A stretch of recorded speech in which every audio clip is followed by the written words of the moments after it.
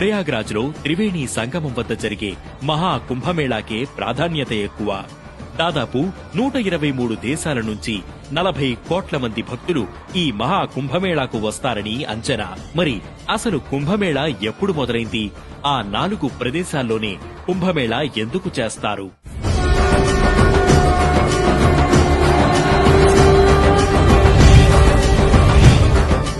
భారతదేశాన్ని సందర్శించిన China యాత్రికుడు Hiuen Tsang రచనల ప్రకారం 629 నుంచి 645 మధ్య హర్షవర్ధనుడి కాలంలో కుంభమేళా జరిగింది. హర్షవర్ధనుడు శంకరాచార్యుల వారి కాలంలో కుంభమేళా జరిగినట్లు చారిత్రక ఆధారాలు లభించాయని హిస్టోరియన్స్ చెబుతుంటారు. శంకరాచార్యుల వారు ఖగోళ పరిస్థితులను అనుసరించి కుంభమేళా నిర్వహించారట.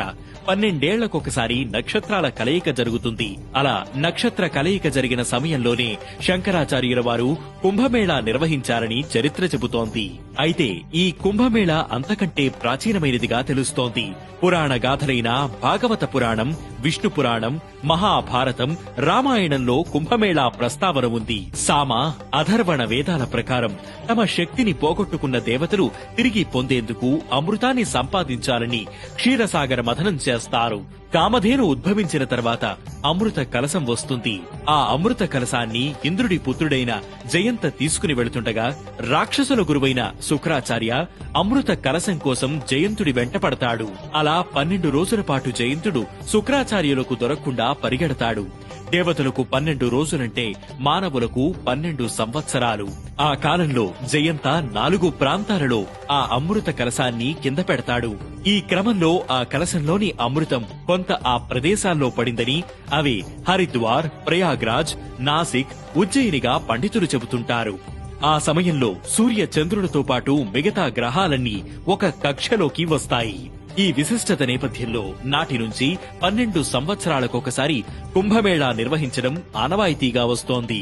12 సంవత్సరాలకొకసారి చేసే పూర్ణ కుంభమేళా 12 సార్లు జరిగాక అంటే 144 ఏళ్లకొకసారి మహా కుంభమేళా జరుగుతుంది. జ్యోతిష్య శాస్త్రం ప్రకారం గురుగ్రహం 12 సంవత్సరాల్లో 12 రాశుల చుట్టూ తిరుగుతుంది.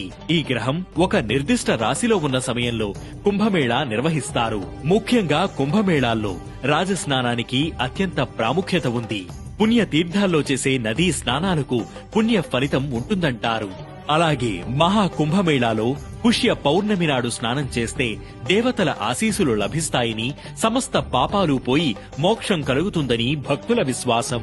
ఈసారి నిర్వహించే మహాకుంభమేళాలో తొలి రాజస్నానం పుష్య పౌర్ణమి జనవరి 13, రెండో రాజస్నానం మకర సంక్రాంతి జనవరి 14, మూడో రాజస్నానం మౌని అమావాస్య జనవరి 29, నాలుగో రాజస్నానం వసంత పంచమి ఫిబ్రవరి 3, ఐదో రాజస్నానం మాఘపూర్ణిమ ఫిబ్రవరి 12, ఆఖరి రాజస్నానం మహాశివరాత్రి ఫిబ్రవరి 26.